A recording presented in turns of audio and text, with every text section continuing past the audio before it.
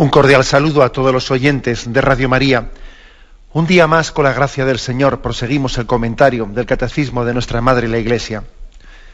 Estamos en el punto 2126. Con él vamos a concluir el apartado sobre el ateísmo, dentro de la explicación del primer mandamiento y de los pecados contra ese mandamiento de amar a Dios sobre todas las cosas. Pues hemos descrito muchos tipos de pecados y últimamente nos hemos centrado en la irreligión, en el ateísmo, como una de las formas de pecar contra ese primer mandamiento de amar a Dios sobre todas las cosas. Este último de los puntos, el 2126, se centra un poco en las causas últimas del ateísmo, ¿no? ¿Qué hay detrás? ¿Qué hay detrás del ateísmo? Porque una cosa es que uno diga, yo no creo. Pero otra cosa es, ¿y qué es lo que a ti te dificulta creer? ¿Qué posicionamiento tuyo, no? Es el que igual tú inconscientemente, pero te está afectando para esa no creencia. ¿Qué ideologías, no? ¿O qué posicionamientos de partida son los que te condicionan? Vamos a intentar un poco profundizar en ello. Este punto, el 2126, es un punto que se ha elaborado en el Catecismo casi cogiendo literalmente pues, algunos textos del Concilio Vaticano II, de la Constitución Gaudium et Spes. Por cierto, quiero hacer notar que este catecismo pues, que estamos explicando aquí es el Catecismo del Concilio Vaticano II. Y por eso los textos más citados en todo el Catecismo son los del Concilio Vaticano II. Algunos han dicho, con verdadera, yo creo que ignorancia, que este catecismo es una involución con respecto al Concilio Vaticano II, ¿no? Digo con absoluta ignorancia, ¿no? Porque es que uno ve que este catecismo rezuma el Concilio Vaticano II por todas las esquinas, ¿no? Y sin duda es la fuente más citada, aunque también tiene el catecismo pues el gran valor de que cita a los santos padres, cita a santos también contemporáneos, etcétera, y eso tiene un gran valor, ¿no? Porque claro, la doctrina de la Iglesia no comienza en el Concilio Vaticano II, sino que es la de 2000 años, ¿no? Pero la fuente principal del catecismo es el Concilio Vaticano II, igual que el catecismo anterior, el de San Pío X, se dice que era el catecismo del Concilio de Trento, fruto de aquel gran concilio, pues también fruto de este gran concilio de Vaticano II es este catecismo, ¿no? Es más, yo diría que el Vaticano II ha concluido con la publicación de este catecismo. Porque claro, el Concilio Vaticano II uno no lo puede entender, no lo puede recibir adecuadamente únicamente como en sus contenidos, sin englobarlos en la doctrina general de la Iglesia, que es lo que ha hecho el catecismo, ¿no? Recibir el Concilio Vaticano II, pero englobándolo en el conjunto de la doctrina de la Iglesia, ¿no? Porque algunos han pretendido recibir el Vaticano II sin el conjunto de la fe de la Iglesia, sin los concilios anteriores, sin los santos padres de la Iglesia de los primeros siglos. No, oiga, eso no puede ser. El Concilio Vaticano II hay que recibirlo, como ha hecho este catecismo, en el conjunto, en la globalidad de la fe de la Iglesia, ¿no? Y eso no es ninguna involución, como algunos dicen con mucha ligereza, sino que es entenderlo pues en su letra y en su espíritu, y en su espíritu. Por eso digo que este es el catecismo del Concilio Vaticano II y la fuente que más se cita por todos lados, pues es los documentos del concilio, ¿no? Por esto este punto 2126, como tantísimos otros, pues está elaborado cogiendo literalmente textos de la Gaudium et Spes, de una de las constituciones más importantes, ¿no?, del concilio. Bien, pero bueno, hecho esta pequeña introducción que creo que viene bien, ¿no? Vamos a ello. Se dice, con frecuencia el ateísmo se funda en una concepción falsa de la autonomía humana, llevada hasta el rechazo de toda dependencia respecto a Dios. Aquí se nos refiere la Gaudium et Spes 21. Ahora lo leeremos, pero primeramente un comentario, ¿no? Es decir, que detrás, muchas veces, ¿no?, detrás del ateísmo, bueno, puede haber veces que esté más otro tipo de temas, ¿no?, como el tema del materialismo, Que ya os decía yo que creo que hay un tanto por ciento de personas que han llegado a la increencia, al ateísmo, que yo creo que han llegado pues por la vía del materialismo. Todo es trabajar, dinero, todo son bienes materiales, y todo es eso, y al final acaba siendo eso, pues el dinero y el bienestar y la comodidad y el placer, acaba siendo pues una auténtica idolatría, ¿no? Y entonces no hay sitio para el espíritu, cuando todo es materialismo puro y duro. Entonces, por la vía del materialismo se llega al ateísmo, claro que sí, se acaba sofocando el materialismo, cuando lo llena todo, sofoca al espíritu, ¿no? Sofoca al espíritu, parece como que nos deja anestesiados, ¿no? Esa es una de las vías, una de las vías que el hombre está hecho para Dios, pero es verdad que puede llegar a ser anestesiado por el materialismo, ¿no? Eso lo explicamos en el punto anterior, que el ateísmo práctico, pues la vida materialista, acaba siendo uno de los caminos que llevan al ateísmo. Pero aquí se habla de un tema se habla de una causa del ateísmo que está más en la raíz todavía, digamos más ideológica, más de pensamiento. Lo del materialismo no es tan ideológico, sino que es algo que se impone sin que tú te des cuenta, ¿no? Como todo, estás siempre metido en ello, sin enterarte, el materialismo te acaba arrancando la fe. Pero lo que aquí señala el catecismo es más ideológico, es más, toca más, no a lo sensible, sino más a lo soberbio, a lo soberbio. Dice, con frecuencia el ateísmo se funda en una concepción falsa de la autonomía humana, ¿no? Que es un poco lo del pecado original de Adán y Eva, lo del pecado original.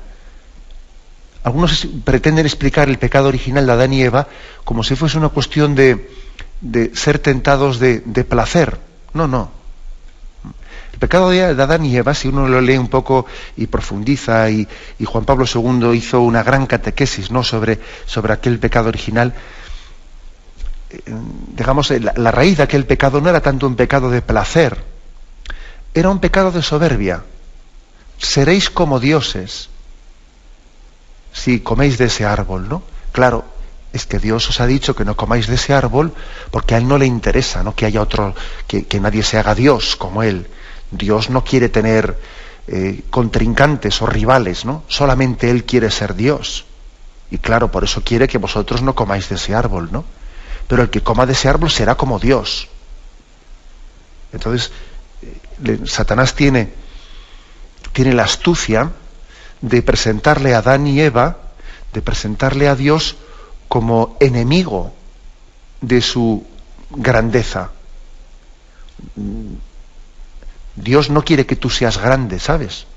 Dios no quiere que tú comas de ese árbol, porque entonces vas a ser como Dios. A Dios le interesa que tú seas pequeño. Así plantea Satanás la tentación, ¿no? Es como diciendo, mira, Dios es grande porque tú eres pequeño, ¿eh? Tú, si fueses grande, entonces a Dios le íbamos a bajar de su pedestal, ¿no? Un dilema totalmente falso. Un dilema totalmente falso. Pero ojo, que está metido ahí en el pensamiento soberbio, primero de algunos filósofos, estilo Nietzsche y estilo unos filósofos, yo diría, de la soberbia, pero que luego poco a poco va calando de la filosofía, va calando en el pensamiento, en la cultura, ¿no? Si el hombre, si Dios es grande, entonces tú quedas aplastado como una cucaracha. Como una cucaracha.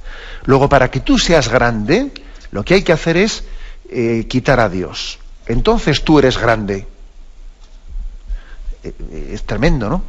Es tremendo, pero es así, ojo.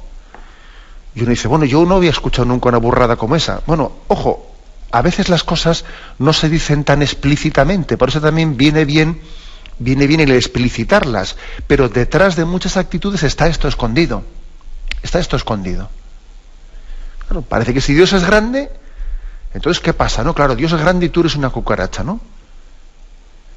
Lo que hace falta es que para que tú crezcas, para que tú seas, ¿no?, para que tú seas alguien importante, hay que quitar esa grandeza de Dios, porque si no tú no eres nadie. Esa es la tentación de Satanás. Claro, es que Dios no quiere que comáis de ese árbol, porque si coméis de él vais a ser como Dios, ¿no? Es como presentar a Dios y al hombre como en oposición, uno u otro, ¿no? Algo realmente ridículo, ridículo, pero somos muy dados a las oposiciones, ¿no? Somos muy dados a intentar entender las cosas en vez de integrándolas, a oponerlas, ¿no? Como cuando le decimos al niño, ¿qué le quieres más, a papá o a mamá? Pero ¿cómo se puede hacer esa pregunta? ¿Cómo se puede poner esas dos cosas? Sí, somos muy dados, yo creo que somos maniqueos, Somos maniqueos. Ya sabéis que el maniqueísmo pues era esa especie de filosofía que creía en el Dios del bien y el Dios del mal, o sea, un maniqueísmo absoluto, ¿no? No, mire usted, no hay más que un solo Dios, un principio del bien absoluto. Estemos aquí, somos muy maniqueos, tenemos esa tendencia a oponer lo que no hay que oponer. Y he puesto este ejemplo de la ridiculez de decirle a un niño, ¿qué le quieres más, a papá o a mamá? Pero hombre, ¿qué oposición es esa?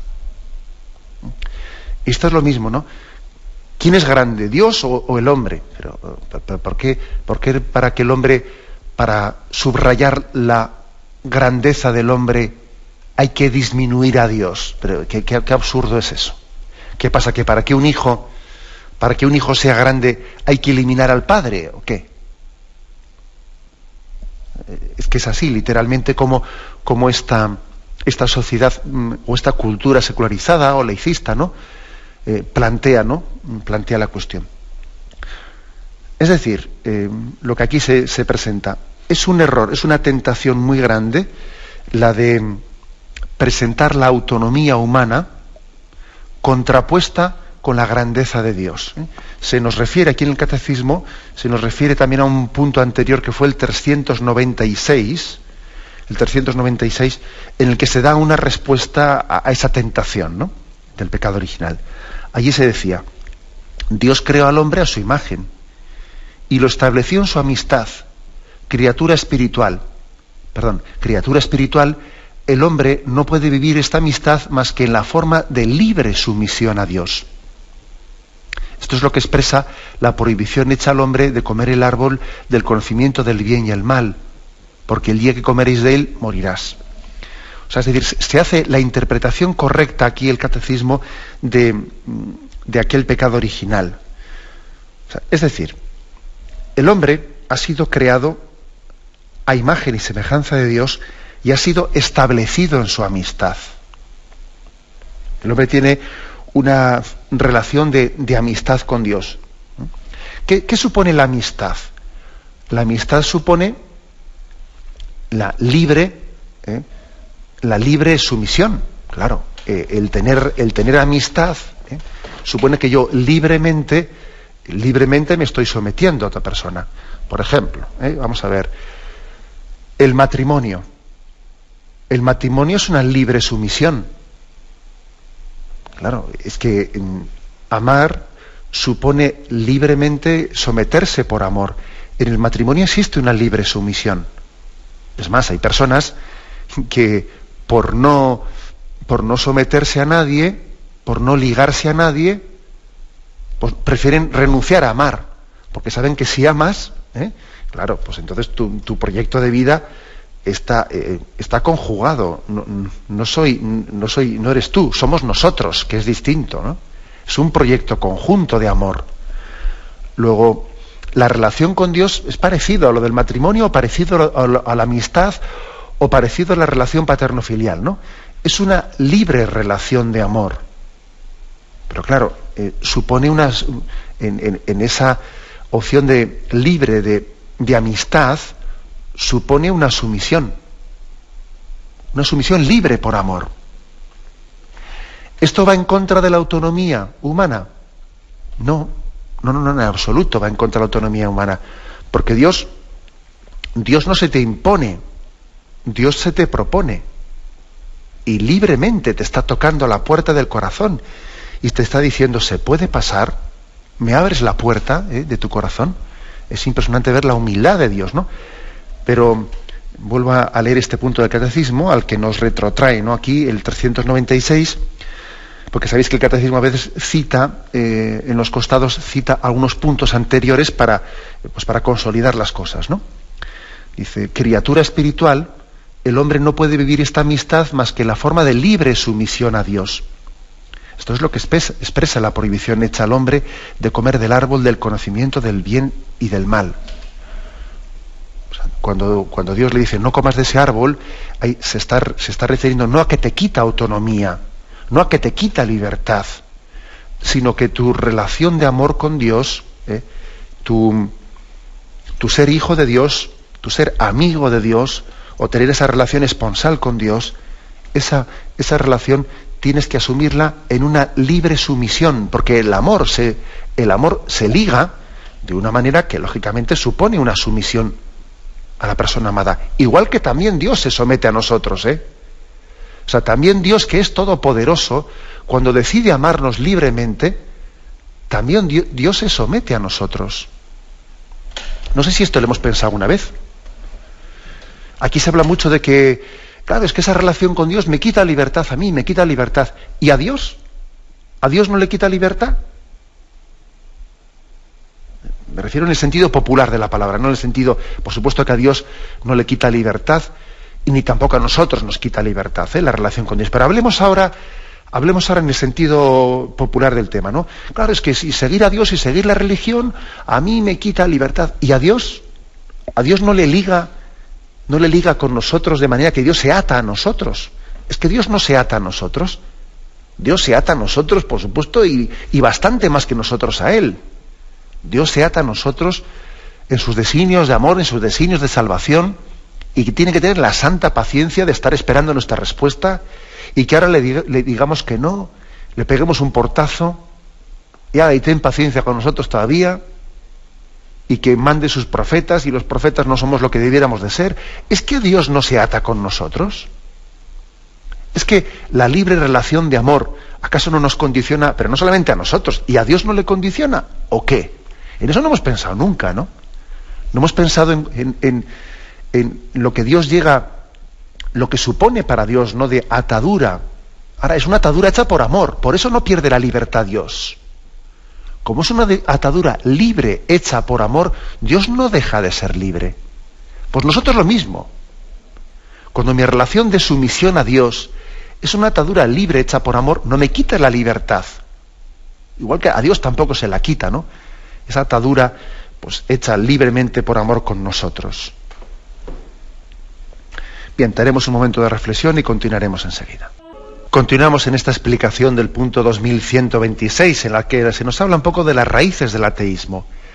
Se cita, como decía en la intervención anterior, se cita la Constitución Gaudium et Spes, el punto 20 y el primer párrafo, que dice así: con frecuencia el ateísmo moderno reviste también la forma sistemática, la cual, dejando ahora otras causas, lleva el afán de autonomía humana hasta negar toda dependencia del hombre respecto a Dios.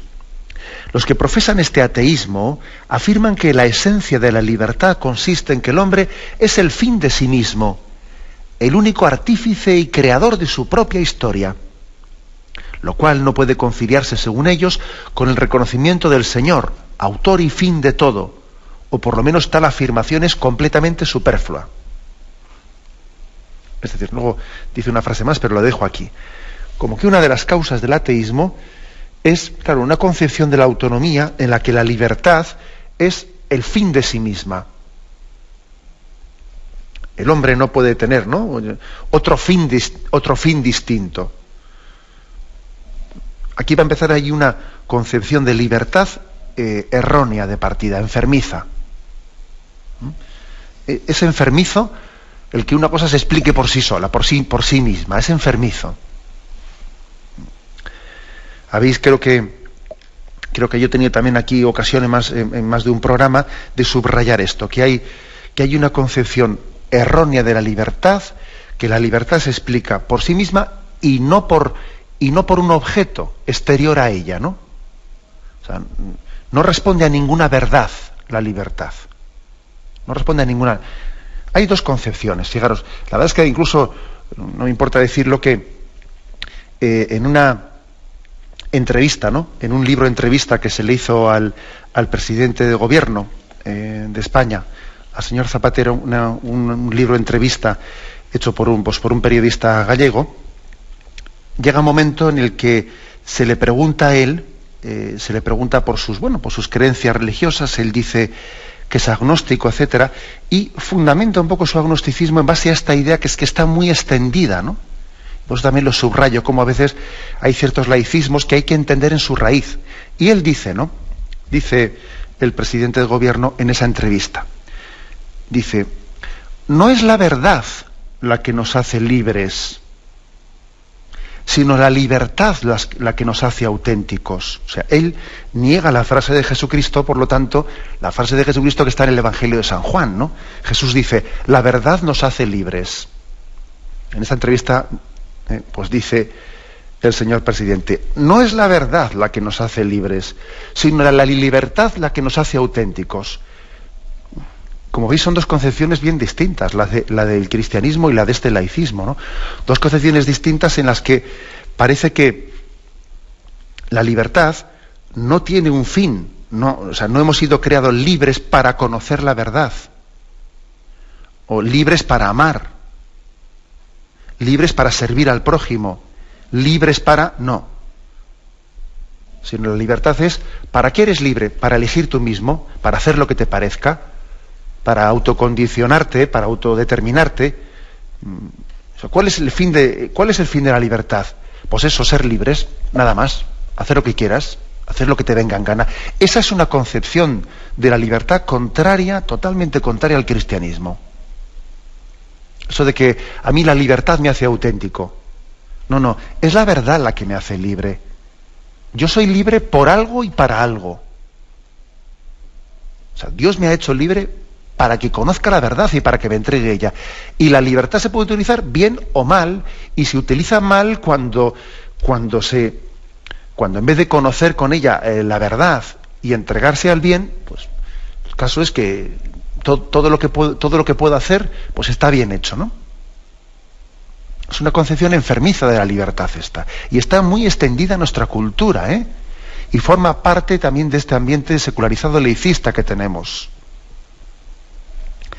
El siguiente punto del catecismo lo explica bien. Dice: el sentido de poder que el progreso técnico actual da al hombre puede favorecer esta doctrina.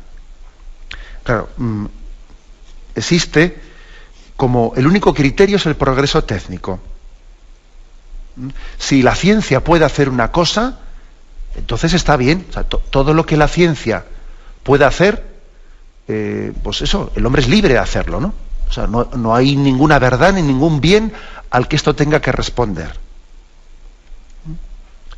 Es así, la libertad se justifica por si se puede, a mí nadie, no hay ninguna otra razón para poner un obstáculo. La libertad se explica pues por el poder hacerlo. Si se puede, allá que voy, sin explicar, sin preguntarse, ¿pero esto es bueno para el hombre? ¿Esto es conforme a su dignidad? Ah, no, pero científicamente se puede. Luego, si se puede, tira para adelante, ¿no? Es decir, es una libertad explicada por sí sola, ¿no? Si la ciencia lo puede hacer, lo hacemos. Claro, entonces dice uno, vamos a ver, si yo puedo tener un hijo por encargo, ¿no?, a un laboratorio, lo tengo. Pero eso es bueno, eso es conforme a la dignidad humana. Es que un hijo no debe ser el fruto de un amor de unos padres. Bueno, no sé, eso es otra historia. Eso son ideologías, ¿no? Si a mí un laboratorio me lo puede crear, que me lo cree. Podríamos poner ejemplos 1000, ¿no? Y si resulta que un laboratorio pues es capaz de hacer pues un arma más potente de destrucción, ¿quién es nadie por impedirlo? Pues se puede. Si la técnica lo puede hacer, pues nadie puede ponerle una cortapisa a eso. Y si podemos hacer una clonación, que los seres humanos sean clonados unos a otros y de esa manera, pues lo hacemos. Y si en vez de estudiar, si se inventase ahora una especie de un mecanismo técnico, tecnológico, por el que pues los conocimientos se meten directamente al cerebro por un chip, en vez de tener que estudiar, pues si se puede, pues lo hacemos. Es decir, parece que la tecnología se explica por sí sola, ¿no? Y entonces uno no necesita que algo sea bueno ni que sea verdadero. Si se puede, vamos allá. No hay una verdad ni un argumento de bondad que justifique el actuar libre. Es la técnica por la técnica, ¿no? Es renunciar, ¿no?, a la capacidad del hombre de conocer el bien y conocer la verdad. Esto está también, ¿no?, en esta raíz última del ateísmo. Tal y como aquí señala, ¿no? Señala el Concilio Vaticano II, el sentido de poder que el progreso técnico actual da al hombre puede favorecer esta doctrina, claro. O sea, lo que la técnica puede hacer le da al hombre poder, ¿no? Pero si igual te estás autodestruyendo haciendo eso. Vamos a ver, pues el hecho de que tecnológicamente se puedan crear clones y el hombre se pueda reproducir, bueno, que eso no está ni mucho menos conseguido, pero vamos, imaginémonos que se hiciese, ¿no? Y que el hombre se pueda reproducir clonándose unos a otros. Eso da como un poder, ¿no? Pero bueno, ¿eso es bueno para el hombre? ¿O eso es autodestructivo? Que el hombre deje de ser fruto del amor, ¿eso es un avance o es autodestructivo? Bueno, como veis, por lo tanto, aquí existe como unas razones últimas en las que se profundiza para que entendamos dónde están las raíces del ateísmo, en la concepción de la libertad, en la concepción de la libertad. Cuando se desliga la libertad del bien y de la verdad, estamos entrando de nuevo en aquel pecado original de seréis como dioses, ¿no?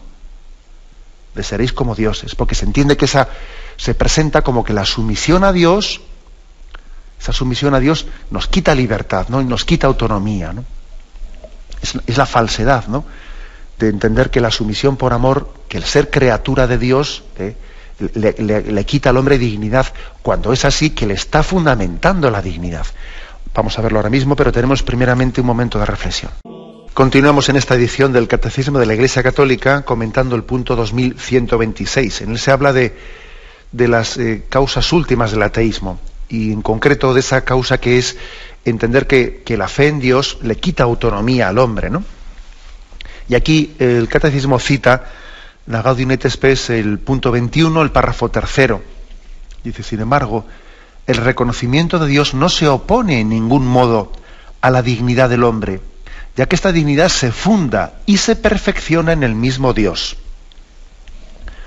O sea, no es contraria, no son contrarios, no son enemigos la grandeza de Dios y la dignidad del hombre.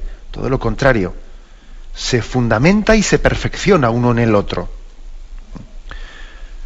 Explicamos esto brevemente, ¿no? En primer lugar, aquí hay una cita al punto 154 del Catecismo en el que se nos recuerda que no es contrario ni a la libertad ni a la inteligencia del hombre el tener fe. El tener fe, como algunos piensan, no le hace al hombre menos hombre.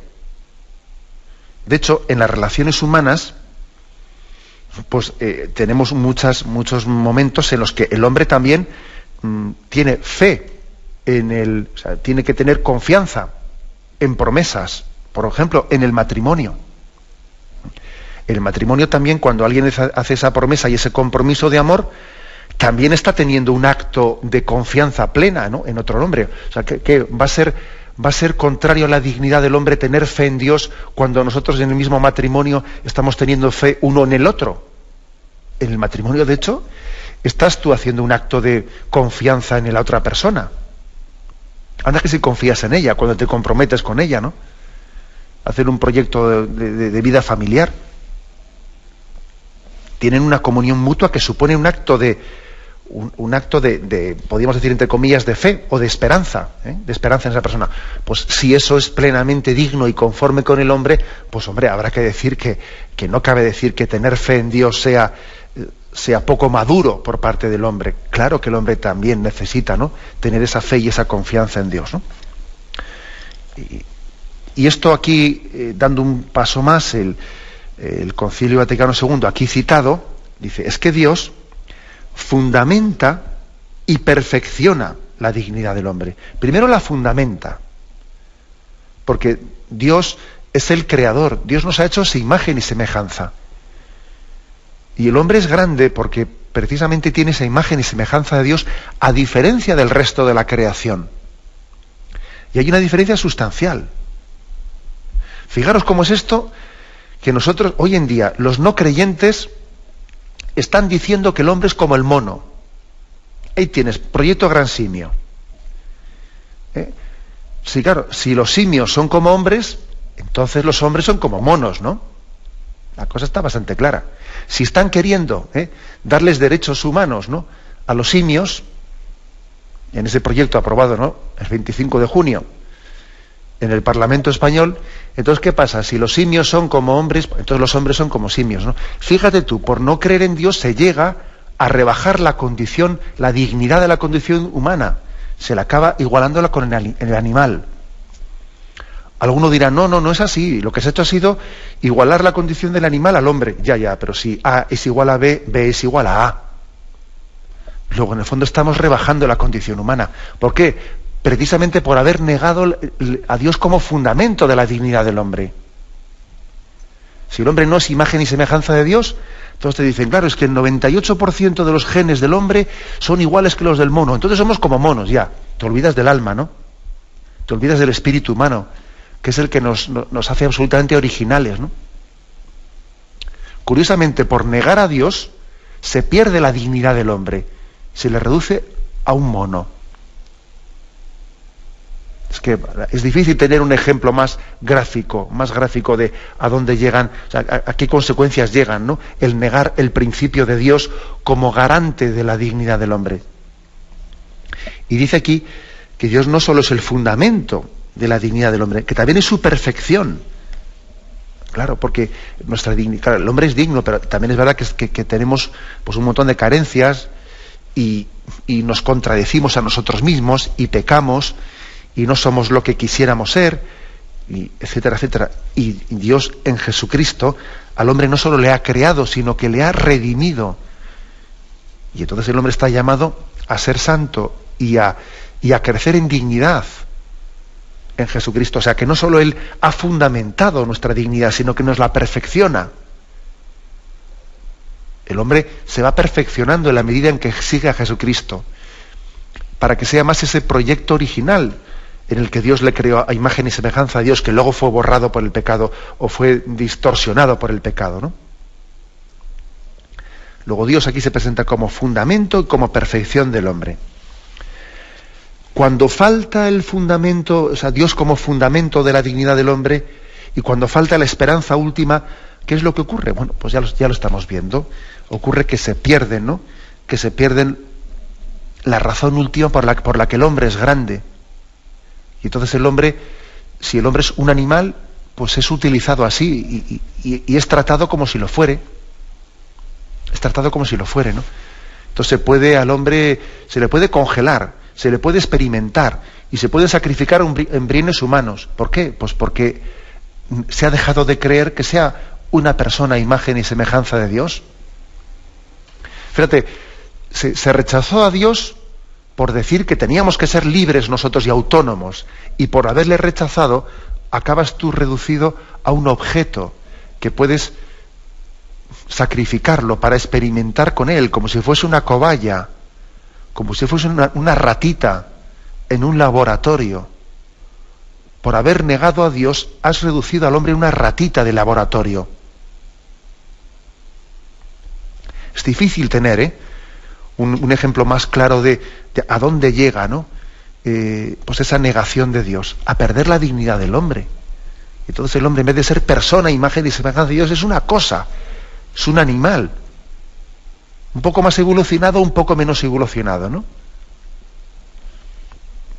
Curiosamente yo diría, pues por utilizar una frase un poco redonda, porque a veces también necesitamos, ¿no?, es que negamos a Dios y pasamos de la evolución a la involución. Negado Dios como fundamento de la dignidad humana, en vez de evolución tenemos involución. El hombre pasa a ser pues un animal y pasa a ser utilizado como tal y sacrificado como tal, como se hace con los animales, ¿no?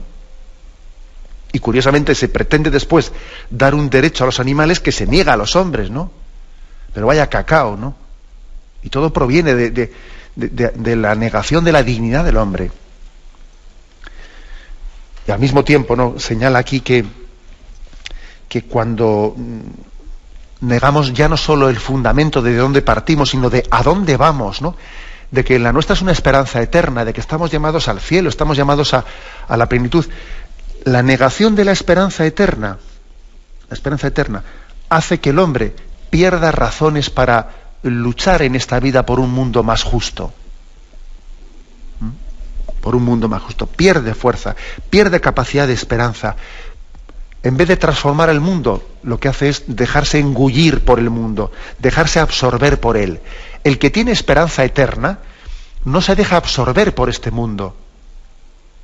Sin embargo, el que la ha perdido dice, no hay otro remedio, somos pura materia, aquí lo que hacemos es sencillamente pues meternos en este juego de materialismo, no hay otra esperanza, sencillamente es dejarse llevar por este juego de puro materialismo y de utilización de unos por los otros, ¿no? Claro, es así, el que pierde la esperanza eterna acaba renunciando a luchar, porque dice, no hay otra cosa, ¿no? Yo antes tenía unos ideales, pero mira, eso eran sueños de juventud, es que al final el materialismo de la vida te come, te consume, ¿no? Y esto es la ley de la selva y no queda más remedio que jugar con estas cartas esta partida. El que renuncia a la esperanza eterna pierde la capacidad de transformar esta vida, ¿no? Porque se ve absorbido por ella.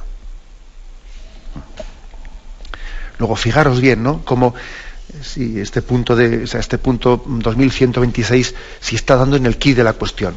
Cuando el ateísmo plantea que claro, si tenemos fe, entonces el hombre pierde libertad, porque tiene que estar sometido a Dios, ¿no? Y entonces tú no tienes autonomía. Si Dios es grande, entonces tú eres pequeño. Cuando plantea ese falso dilema, ¿no?, entre la grandeza de Dios y tu autonomía, ¿no?, ese falso dilema, esto es una mentira absoluta, es una dicotomía, una oposición absolutamente artificial, ¿no?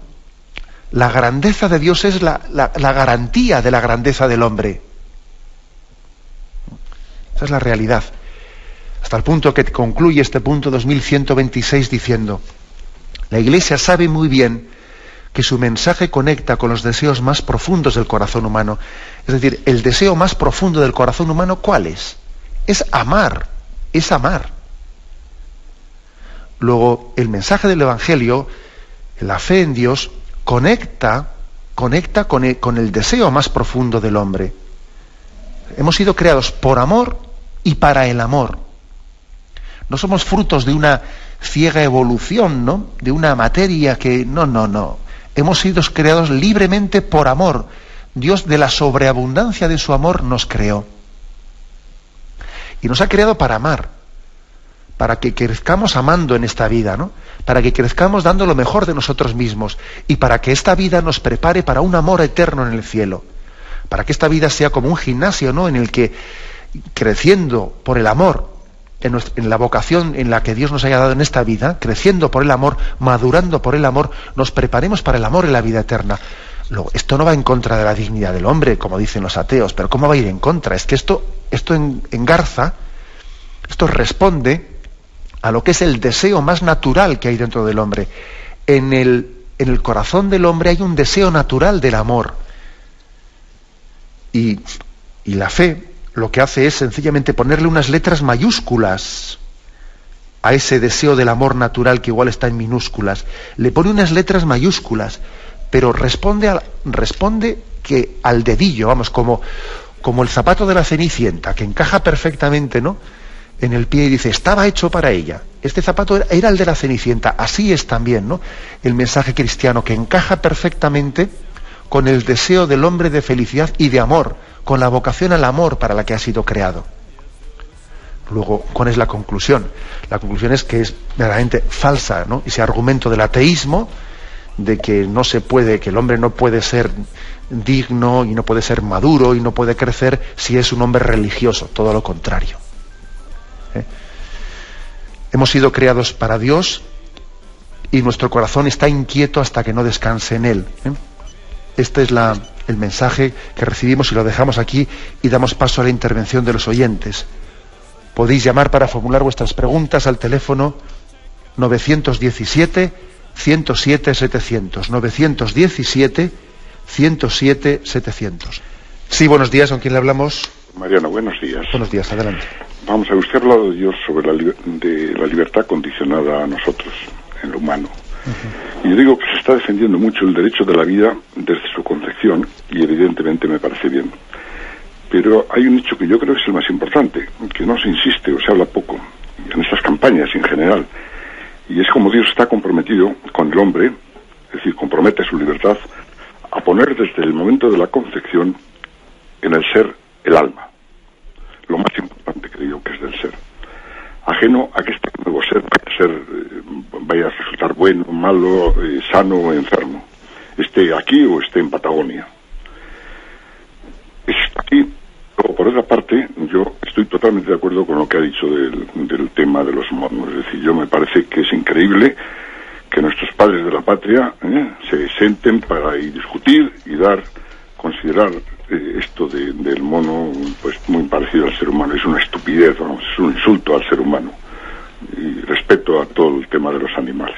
Bueno, yo con esto, insisto, lo del alma, yo era una cosa que cuando era novio y mis amigos todos hablábamos de este tema y dijo, es que es increíble cómo le condicionamos a Dios, que no le queda más remedio que cuando se produce la fecundación tiene que estar poniendo un alma en ese ser. ¿Esto es así? Muchas gracias. De acuerdo, pues lo que dice el oyente es muy interesante porque además precisamente cuando ahora para justificar el tema del proyecto de Gran Simio, etcétera, se está diciendo, claro, es que el 98% del código genético del genoma humano es idéntico al de los simios, ¿no? Bueno, para empezar, es que en todos los mamíferos, pues también en la rata y en el cerdo, pues hay un grado de similitud, el código genético pues superior al 90%. Eso va a empezar, ¿no? Pero es que ese argumento yo creo que se vuelve en contra de quien lo formula, porque, vamos a ver, si el código genético es en un 98% similar a los monos, del hombre, o al cerdo o a la rata, vamos a ver, y es evidente que somos tan diferentes, ¿qué es lo que nos da esa originalidad radical a la especie humana? ¿Qué es lo que nos da la originalidad radical? Y no únicamente entre la especie de los simios o de las ratas y la de los hombres, sino incluso que cada ser humano, cada uno de nosotros, cada individuo, tiene una radical originalidad. O sea, ¿qué es lo que nos da esa originalidad? Precisamente nos estamos asomando al tema del alma y al tema de la espiritualidad humana, que es que al final entre nosotros no solo hay diferencia biológica, es que también hay otra diferencia, ¿no? Que está de alguna manera refiriéndose a la espiritualidad del hombre. Y es cierto que lo que dice el oyente, ¿no? Que Dios se compromete, Dios en cada creación del ser humano está comprometiéndose con nosotros en la creación de una nueva persona. Incluso aunque esa persona esté siendo engendrada de una manera inmoral, aunque se esté produciendo en un laboratorio, juntando allí, ¿no?, pues un espermatozoide y un óvulo para hacer un embrión, aunque se esté haciendo de esa manera inmoral, Dios se compromete a infundir un alma y a crear un alma, ¿no? O sea, ese es el condicionamiento, el compromiso de Dios con el género humano. Adelante, damos paso a un siguiente oyente. Buenos días. Hola, buenos días, monseñor. Buenos días, lo escuchamos. Ayer casualmente mi hijo venía, el pobre, angustiado porque había estado discutiendo con otros amigos que, bueno, dicen que son comunistas y que, bueno, es que la religión, pues lo que usted estuvo diciendo estos días, ¿no? Es el opio del pueblo, es la forma de mantener a la gente, pues, de una forma tal. Y es que también hace unos días llamó una señora en la que decía claramente, es que hay que incidir sobre las causas de lo que está ocurriendo, que es la masonería, no solamente en este país, sino en muchos sitios, es la que está promoviendo todas estas ideas que van calando la sociedad. Y la cuestión es que me da la impresión de que tiene razón, porque la masonería es una sociedad secreta sobre la cual no se sabe nada. Sin embargo, sí que todos sus valores que difunde están enraizados en toda la sociedad. Los Estados Unidos, el mismo dólar tiene los símbolos de la... El caso es que me da la impresión de que no se informa suficientemente a los cristianos de base por lo menos a identificar de dónde provienen esas falsas ideas y que es que lo están haciendo tan bien que está calando como el agua fina que va calando continuamente, y a la gente pues la va asumiendo en un estado de pensamiento casi totalitario.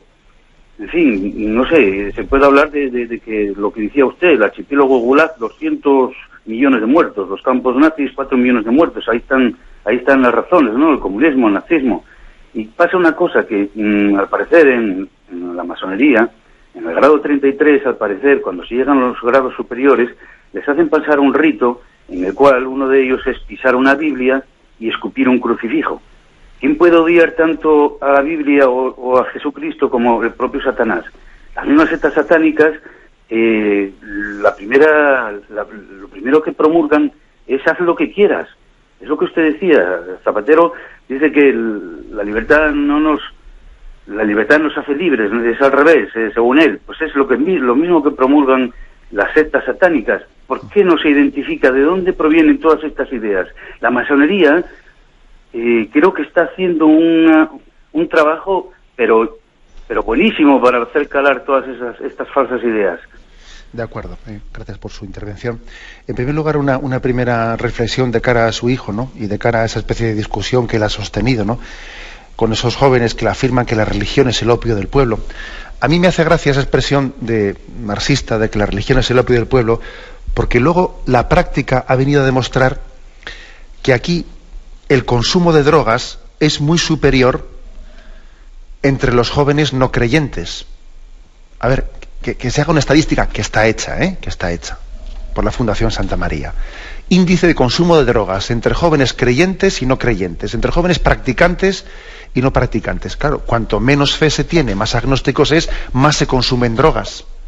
El índice de consumo de drogas es muy superior en los jóvenes sin valores religiosos. Me hace gracia que eso sea así y que Marx dijese aquello, que la religión es el opio del pueblo. Mira, el ateísmo acabó siendo, ¿no?, la puerta hacia el consumo de las drogas. Bueno, eso por una parte. Y con respecto al tema de informar sobre el tema de la masonería, bueno, ocurre que la masonería por su propia naturaleza es muy oculta.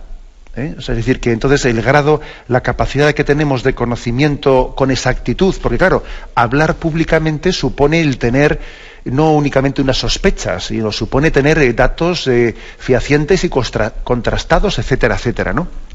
Por eso también uno dice, vamos a ver, ¿por qué la Iglesia no habla de la masonería hombre, porque también es que tenemos que tener para poder hablar no unas sospechas, sino unos datos contundentes.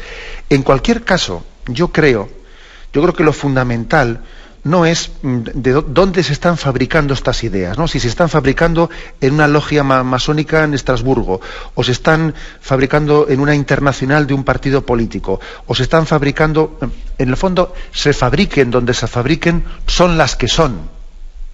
Son las que son. Entonces, la verdad es que yo creo que la Iglesia, más que dedicar su tiempo a ver dónde está la fábrica, si está en una logia de un sitio o si está en una internacional de un partido político de tal sitio, tal y cual, lo que hace es decir, vamos a ver, nosotros no vamos a hacer de inspectores un poco de ver en qué lugar ha habido una reunión secreta que han decidido no sé qué. No. Nosotros no vamos a entrar en esa dinámica. Lo que vamos a hacer es darnos cuenta que hay unos valores que son anticristianos y proféticamente también los denunciamos y dejamos de una manera muy nítida, ¿no?, ante nuestros fieles, dejamos nítidamente expuesto cómo son unos valores anticristianos, y además se están intentando pues introducir en la educación, y aquí y allá, y están subvertiendo los valores cristianos. Eso sí, ¿en qué fábrica han comenzado? Hombre, pues para eso tendríamos que tener, la Iglesia tenía que tener una especie de cuerpo de detectives secretos, ¿no? Y eso se nos escapa. Pero eso dejémoslo a un lado, A nosotros lo que más nos importa es ver que esos valores existen, que se están difundiendo por medios de comunicación, por la educación, por aquí y por allá, y esa extensión, ¿no?, y esa incompatibilidad de esos valores con la dignidad del hombre es la que nos centramos en denunciar. Bien, aunque sea muy brevemente, una última llamada. Brevemente, por favor, buenos días. Sí, hola, buenos días. Buenos días. Mira, simplemente quería hacer una referencia a un tema que trató hace varios días, y era sobre la adoración de vida a Dios, en concreto en la forma de la comunión. En plan resumen, ¿no sería mejor, para evitar los posibles riesgos que puede acarrear el tomar la comunión en la boca directamente, en lugar de tomarle la mano, por los riesgos que se puede implicar? Incluso teniendo en cuenta las últimas noticias que parece que salen de Roma, del Vaticano, con la intención que tiene el Santo Padre de tomar esa costumbre de nuevo en sus celebraciones. Gracias. Pues sí, el oyente hace referencia a que el Papa, pues todavía no se ha dado la noticia sin haberla visto todavía ejecutada, pero entiendo que el Santo Padre ha querido tomar una medida un tanto, digamos, quizás yo creo que dando también un toque, un aviso a que la comunión que él reparte, la reparte a los fieles en la boca y en reclinatorio. ¿No sería mejor, para evitar los abusos, dice el oyente, no, pues reducir la recepción de la comunión en esta forma, evitando los peligros, quitando la recepción de la comunión en la mano? Podría ser, y la Iglesia eso podría cambiarlo. Podría cambiarlo, porque lógicamente cuando hay una disposición de ese tipo litúrgica, luego se examina y se va viendo, ¿no? Pues también si esa recepción de la comunión en la mano conlleva peligros de hacerlo de una manera, pues, menos digna, o incluso de robar a veces, y de profanar y de hacer actos sacrílegos de que alguien haya robado la Sagrada Eucaristía. Existen casos de esos y podría ser, ¿no? Pero bueno, lógicamente habrá que evaluarlo. Yo no soy quien para ello, lógicamente. Me despido con la bendición de Dios Todopoderoso, Padre, Hijo y Espíritu Santo. Alabado sea Jesucristo.